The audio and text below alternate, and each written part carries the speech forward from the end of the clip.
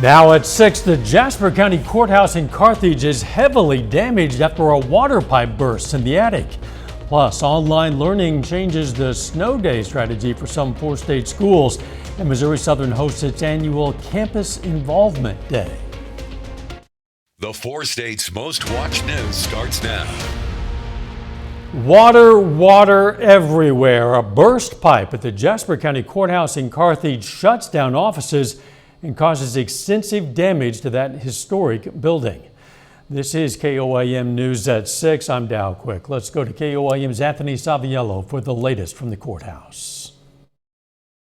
As you can see here, the Jasper County Courthouse is lined with caution tape and traffic cones to prevent anyone from coming into the courthouse because the story inside is even worse. Around 6:45 p.m. Wednesday evening, authorities responded to a fire alarm going off in the Jasper County Courthouse. However, when they arrived on scene, they were met with gallons of water pouring out from the building. A frozen pipe in the attic of the courthouse had burst, and soon the lower levels of the building began to fill with water. The building had just finished renovations a few years ago, and the overall condition is still in question. 2 courtrooms and the collector's offices are just destroyed. But other than that, everything else is pretty good. We have water damage on the floors on the 2nd and 3rd floor, but it looks like they might be all right once we get them dried out. After speaking with both Commissioner Bartosh and County Collector Steve McIntyre, both of them told me it's disappointing to see a water breakage ruin a lot of the hard work and renovation that has gone into the building in recent years. However, both say that they are confident that operations will be back to normal within the next coming days. Reporting outside the Jasper County Courthouse in Carthage, Missouri, I'm Anthony Saviello. Officials also say people who need to visit the collector's or assessor's offices are going to have to do so at the Joplin location next week. Let's check in with Chief Meteorologist Doug Heddy for a first look at the weather. All right, of course, today we thawed out again. High temps right around 40 during the afternoon. We've dropped back mid-30s right now. Most of the snow is gone and it looks pretty good. Unfortunately, the Arctic air is going to slide right back into place as we go through the overnight hours for us tonight. Mid-30s right now, but if we look just to our north, look at the Arctic air. It's starting to surge off toward the south once again, and it's going to be here by midnight or so. Temperatures will start to plummet. Also, the winds are going to pick up a bit. We're going to have those northwesterly winds gusting 10, 15, 20 miles per hour, and that's why we have a wind chill advisory in effect once again for most of the region as our temperatures start to drop off. Light snow to our north. We may get a few flurries, a couple random snow showers in our northern counties, but most of the evening looks okay as we slide back through the 20s. We'll talk about that Arctic air here in just a bit. See you soon. Some local schools saw students for the first time since the winter weather hit the 4 states. While some districts used snow days, others also took advantage of AMI days. That stands for Alternative Method of Instruction, which means students are studying from home. KOAM's Fernandez Silva spoke to one local school district to understand just how that works. Joplin resident Sarah Shaw had to be creative to keep her kids busy while the weather outside was frightful. We got like a little mini cooking kit for my son. He's 7, and so he wanted to learn how to cook. So I taught him how to make eggs for the first time. Besides working on the project she planned, her son also had to engage in school activities. Science, reading, writing, and so we had to work on those every day. That was a little bit of a challenge. Joplin schools, as others in the 4-state area, had some AMI, Alternative Method of Instruction days. In Carthage, for example, students could enjoy one snow day and had 2 AMI days. I think the concept was born during the pandemic, but I also think that just now that the technology is there for a lot of schools and that kids have the ability to learn from home. For the Carthage School Superintendent, AMI days are a way to keep students engaged. Coming off of a Christmas break and a new semester, it's one of the reasons why we've implemented a few AMI days is just to get kids back into the routine of being in the classroom and being academics. For some students, a way to keep them busy. If it's too cold outside, I don't like staying out there for very long, so it's nice to have something to come inside and do when you're not outside doing stuff. Boyer says it all comes down to the safety of these students and these staff. We consider our kids that are waiting at the bus stops. We consider our kids that are driving. We consider our teachers that are driving, bus drivers behind the wheel. And we also think about the kids that are at home that may not have heat or may not have meals. And so there are times after a delay, after we've been out for multiple days of trying to get kids back in, because we know that that's the safest place for those kids. Reporting in the 4 states, Fernanda Silva, KOAM News. Now, not every district in the area used AMI days. Carl Junction schools, for example, chose not to use them. We tried to reach out to that district, but they were not available for interviews today. Missouri Southern today hosted a Campus Involvement Day. This annual event is for all registered student organizations, departments, campus clubs, or programs to promote their organizations to the student body. It can be especially helpful to new students.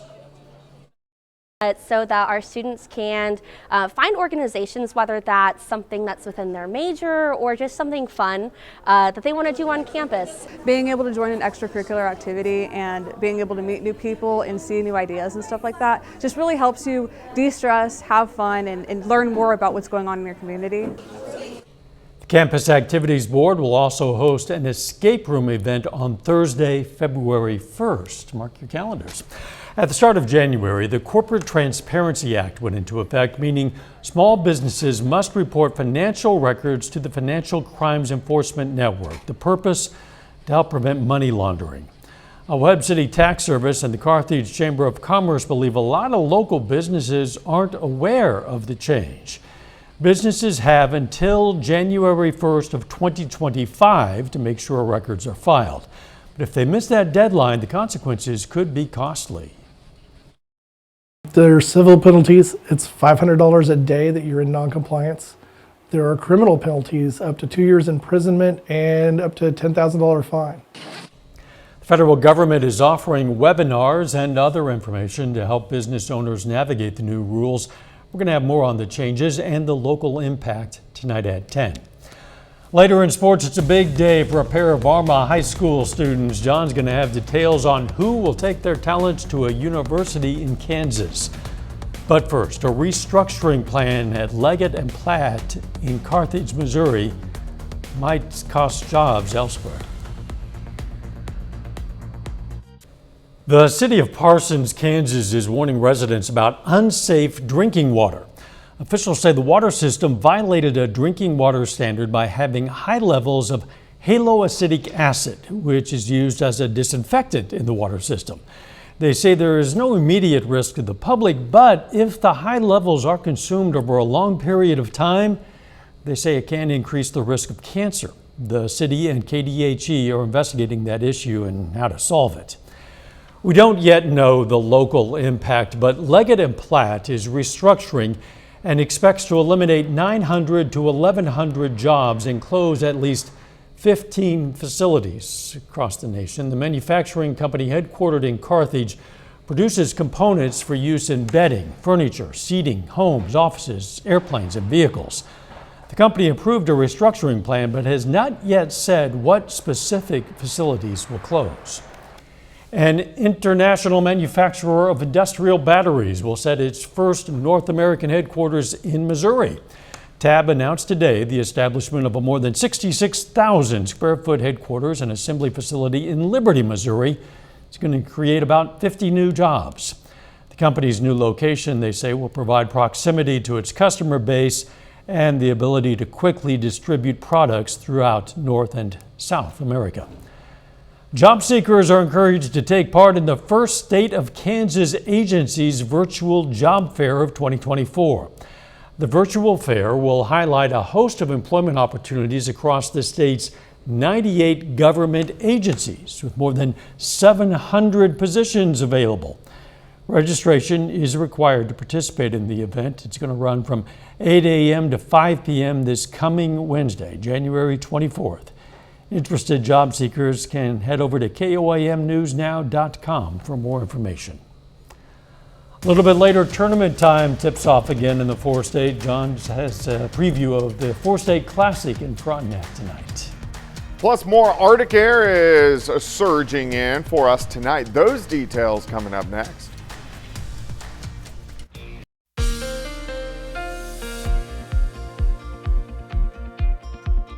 Well, a little bit warmer for us today as most of us made it up right around 40 during the afternoon, which is pretty good. Still below normal, but way better than what we have seen over the past several days. Looks okay out there right now. Temperatures are still sitting into the mid-30s. We are dry. Nice shot of our Cornell Arts and Entertainment Complex, Tower Cam, downtown Joplin. All right, let's go outside. It's 34 in Stockton, 39 in Anderson, 37 in Bentonville.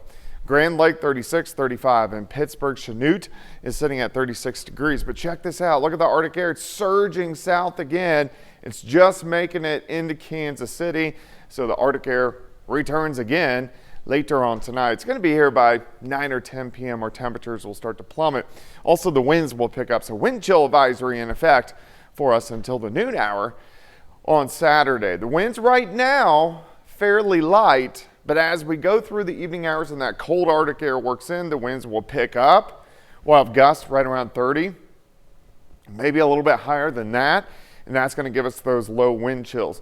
Wind gusts still near 20 for us during the afternoon hours for us tomorrow, and then they'll start to calm down a little bit by the time we get into Saturday. So wind chill factors, the way it's going to feel to your skin, about minus 15 by morning, which is not good.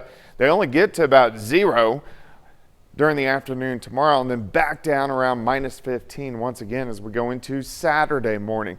Do have a few clouds kind of skirting our northern counties. Light snow, parts of Iowa, northwest Missouri, into northeastern parts of Kansas. And this southern edge will kind of skirt our northern counties. So Fort Scott, Nevada, Stockton, you'll get some light snow showers, really no accumulation. But most of us will at least get flurries later on tonight. Here's our next wave, which will start to affect us Sunday night and then into Monday. So a few light little snow showers skirting through. Here's 10 p.m. Temps dropping through the 20s all the way back to about 8 by morning. Partly sunny skies tomorrow, mid-teens by noon. Most of us will top out 18, 19, 20 degrees during the afternoon.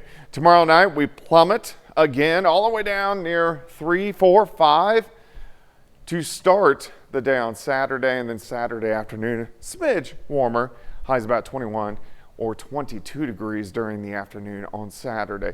Day planner for you Friday, 9 in the morning, 16 by 1, 5 p.m. sitting at 17 degrees. We do pop into the 30s again by Sunday, so the Arctic air is short-lived, but Sunday night we may get a little bout of freezing rain and sleet, and then quickly switch over to rain throughout the daytime hours on Monday. So we'll have to keep our eyes on that. That's going to be our next system that gives us any moisture across the region. Let's go 20 tomorrow, 23 on Saturday, 38 Sunday, 40s return next week.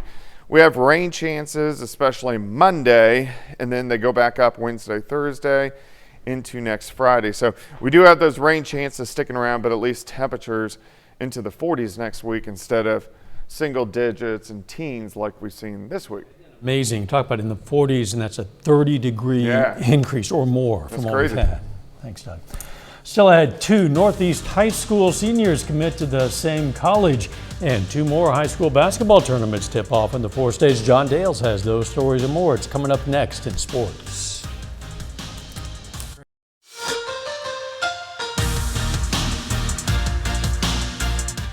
It's an exciting morning at Northeast High School in Arma.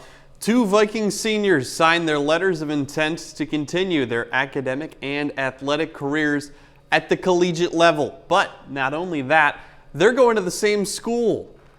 A couple of student athletes in Southeast Kansas signing to play at the collegiate level. Dawson Troth is headed to University of St. Mary for track and field. His classmate Braden Young also heading to St. Mary, but for football. Both athletes spent their high school careers playing multiple sports at Northeast, and each are ready for a new challenge. St. Mary's just has a great program on the psychology department and track and field, and they were the first school to offer me a scholarship, so it was kind of my main decision. I was the best school. They treated me like not just a recruit and an actual person. I really enjoyed the campus life and the coaches. Visited St. Mary, and they really made me feel at home. They made me feel like it was a college that I wanted to play at. Compared to a bunch of other colleges, that's why I chose them. Over to high school basketball, it's tournament time.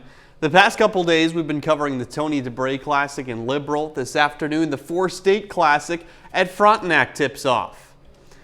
In that tournament, Seneca boys hoops across state lines in Frontenac this afternoon, taking on Fort Scott, who has just one loss on the year. Tigers land the first couple punches. Dirks Kegler hits the floater in the lane for the first points of the game. Then Cal Cousins takes a couple dribbles inside the three-point line. That makes it a 4-point lead. Seneca battles back though. A couple minutes later, Morgan Vaughn muscles this one in from the low post through some contact. That ties the game. Then Zane Grotjan with the 3-ball in the corner. That gives the Indians the lead. They'd stretch it to a 7-point second quarter lead, but no panic from Fort Scott. Kegler finds himself open for 3.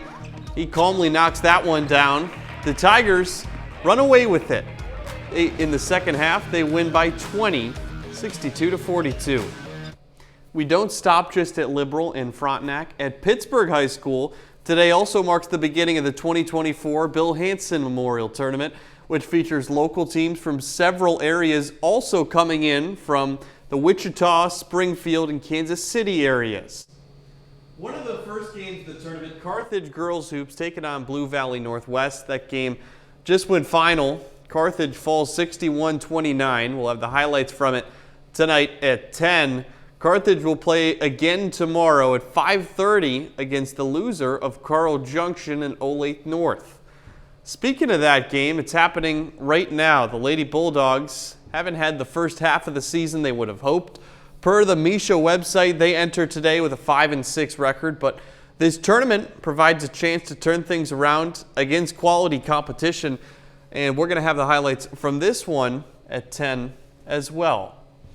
Yeah, a lot of basketball being played right now across the 4 states. You got Liberal having a tournament with a bunch of local teams. You got Frontenac with a bunch of local teams. And then over at Pittsburgh, like I said, some local teams and also some coming in from way out of the area. And you get to go inside where it's warm. You do. To enjoy That's the sporting nice. event. You bet. We'll be right back. Here's a look at what's coming up on KOAM News at 9 on Fox 14. We're going to have more on the Tax Transparency Act and how it could impact local small businesses. Plus, Indigo Sky Casino and Resort gives some information on a data breach incident and how scientists are using AI to help parents keep track of their children. Those stories, a lot more, it's coming up tonight. KOAM News at 9 on Fox 14. We have some more bitter cold ahead of us. Yeah, cold night for us tonight. We're going to drop all the way back to about 8 by morning, a high of only 19 or 20 for us. Tomorrow down to 4. Tomorrow night, 23 on Saturday. Plus, it's going to be windy, so we're going to have those low wind chills. Final sports note. One of those basketball games happening right now, Webb City. Boys hoops over in the Frontenac tournament. They're winning by 14 late in that game. We're going to have the highlights from that one later tonight. We'll look forward to that. Thanks for joining us. See you at 10. Let's make it a great evening.